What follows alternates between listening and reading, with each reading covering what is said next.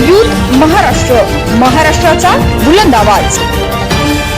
ताज्या बातम्या, मनोरंजन आणि व्हायरल बातम्यांसाठी यूथ महाराष्ट्र न्यूज चॅनल आजच सबस्क्राईब करा। महाराष्ट्रीयन बिल्डर असोसिएशन नवी मुंबई वार्षिक सर्वसाधारण सभा the park hotel Navi Mumbai येथे पार पडला। बुधवार दिनांक 28 ऑगस्ट रोजी सायंकाळी 7 वाजता महाराष्ट्राचे आराध्य दैवत छत्रपती शिवाजी महाराज व गणेश पूजन दीपक प्रज्वलन मान्यवरांच्या हस्ते करून कार्यक्रमाची सुरुवात करण्यात आली। तसेच दिवंगत बिल्डर कैलासवासी संग्राम पाटील व कैलासवासी दिलीप वाडावकर यांना श्रद्धांजली देण्यात आली। यावेळी मान्यवरांकडून अध्यक्ष शंकर म्हात्रे, महासचिव तुकाराम दुधे आणि खजिनदार बाळासाहेब देशमुख यांचा सत्कार करण्यात आला। कार्यक्रमाची प्रस्तावना बाळासाहेब देशमुख व तुकाराम दुधे यांनी केली। यात त्यांनी महाराष्ट्रीयन बिल्डर्स असोसिएशन स्थापना, महाराष्ट्रीयन बिल्डरांना बिल्डर व्यवसायात सिडको प्रशासनाकडून होणाऱ्या अडचणी दूर करण्यासाठी प्रयत्न करणार असल्याचे सांगत पुढील ध्येय धोरणे सांगितले। यावेळी Maharashtra builders association Navi Mumbai committee माजी अध्यक्ष सुरेश हावरे यांचे आभार मानत नवनिर्वाचित कमिटीचे उपाध्यक्ष के म्हात्रे, विकास भामरे, लक्ष्मण साळुंके, महेश माटे, कार्याध्यक्ष हितेश सावंत, सहसचिव रवींद्र जोशी आणि अजित यालमार, सहखजिनदार उत्तम यलमार आणि संजय इंगळे, कमिटी सदस्य किरण बागड, बाबासाहेब भोसले, अजय पाटील, रामचंद्र मोरजकर, सुनील ठोंबरे, संतोष आंबवणे, आशिष काकडे, मीडिया प्रमुख राजेंद्र कोलकर, निमंत्रक संदीप सावंत, माजी अध्यक्ष प्रकाश बाविस्कर तसेच नवीन सदस्य पत्रकार यांचे स्वागत करण्यात आले। या कार्यक्रमाला प्रायोजक IDBI बँक आणि रेरा विजन हे होते। प्रश्न या ठिकाणी निर्माण केलाय तर जे मराठी बांधकाम व्यावसायिक आहेत त्यांना आतापर्यंत ज्या जमिनी दिल्यात त्या इथल्या शेतकऱ्यांनीच दिलेल्या आहेत आणि त्यांच्याच जमिनीवर आम्ही बिल्डिंग बनवतो। हे तुम्ही बोलू शकता की इतर जे लोक येतात ते काहीतरी आम्ही मोठे आहेत असं दाखवण्याचा प्रयत्न करतात आणि त्याच्या आडे काही इथले शेतकरी जे माझे भोलेभाले शेतकरी इकडे आहेत ते त्यांच्या मागे फसले जातात। कारण जर तुम्ही बघितलं आतापर्यंत जितकी लिटिगेशन कोर्टामध्ये किंवा इतर चालू आहेत तर तुम्हाला त्याच्यामध्ये मराठी माणसं किती आहेत हे जर तुम्ही काढलं तुमच्या लक्षात येईल की मराठी माणसं जी कामं बिल्डिंग हातात घेतात ती पूर्णपणे प्रामाणिकपणे करतात आणि जे बाहेरून आलेले लोक आहेत ते काहीतरी बँकांचे पैसे कस्टमरचे 2-2, 4-4 वेळा पैसे उचलणं आणि त्यांची फसवणूक करणं हे प्रमाण त्यांच्याकडनं होतं। शेवट या ठिकाणी जर आपल्याला विकासक म्हणून 6% किंवा ग्रामीण भाग काम करत असेल तर इथला जो शेतकरी आहे त्याच्याकडनंच जमीन घेऊन आम्ही कामं करतो। आणि जर का आपण जर माहिती घेतली किंवा बघितलं तर आतापर्यंत आम्ही जी कामं केलेत म्हणजे मी तर आपला हेही सांगेन की रेरा असेल किंवा इतर ठिकाणी जे तक्रारी होतात त्याच्यामध्ये आमच्या असोसिएशनचे मेंबरांच्या बद्दल 0 तक्रार आहे। तुम्ही माहिती घेतली तर आज मी या ठिकाणी जी कामं करतोय के बिल्डर म्हणून म्हणजे एकही तक्रार 0 तक्रार ही आमची काम करण्याची पद्धत वेगळी आहे।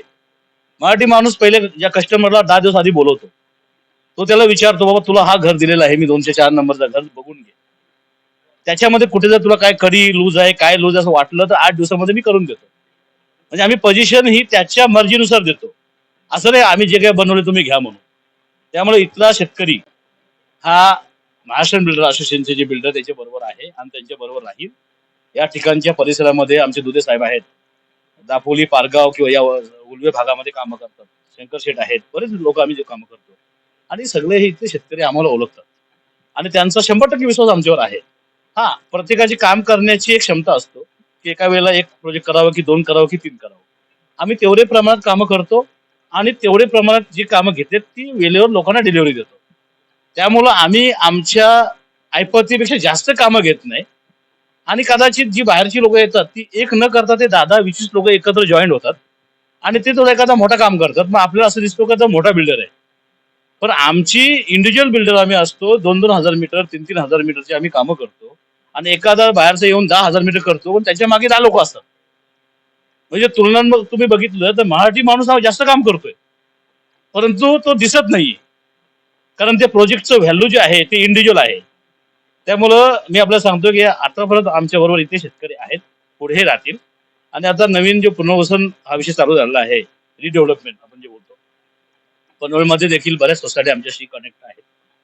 न्यू मुंबईमध्ये मराठी लोक ज्या सोसायटीमध्ये राहतात ते आम्हाला बोलवत आहेत, प्रपोजल आमच्याकडनं घेत आहेत आणि त्यांना चांगल्या प्रकारचं घरं ही आम्ही मराठी माणसं व्यवस्थित देऊ शकतो हा त्यांचा आमच्यावर भरोसा आहे. त्यामुळे येणाऱ्या कालामध्ये त्यांच्यावर आम्ही अशा प्रकारचे नवीन नवीन प्रोजेक्ट करणार आहे. आमची संघटना स्थापन झाल्यापासून बांधकाम विकासक ह्यांच्या समस्या दूर होत गेल्याने मराठी बांधव आम्हाला जुडलेले आहेत. आणि आमचं जे संघटना आहे हे मराठी संघटना म्हटलं की कुठल्याही आम्ही कार्यालयात गेलो तर आमचा दबदबा तिथं असतो. कारण मराठी बिल्डर असोसिएशन मध्ये बरेचसे बिल्डर आता झालेले आहेत.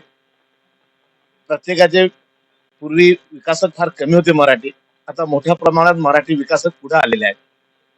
आणि ह्या विकासकाकडून जे आहे ज्या काही समस्या आता येतात ते आमच्यापर्यंत ते मांडतात. आमची असोसिएशन त्या समस्या ज्या आहेत त्या सिडको मधले काही प्रॉब्लेम असतील, महानगरपालिकेचे प्रॉब्लेम असतील, नैनाचे प्रॉब्लेम असतील, रेव्हन्यू डिपार्टमेंटचे प्रॉब्लेम असतील, हे सोडवण्याचं काम करते. आणि म्हणून आज आपली जी बिल्डर असोसिएशन जी आहे ती मोठ्या प्रमाणात वाढलेली आहे.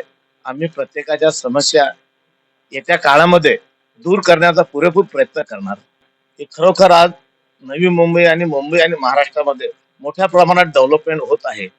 आणि आज नवी मुंबईमध्ये पनवेल सारख्या ठिकाणी, रायगडमध्ये मोठमोठे इन्व्हेस्टर आज उभे आलेले आहेत. आणि ह्या इन्व्हेस्टरांना मोठ्या प्रमाणात फायदा झालेला आहे.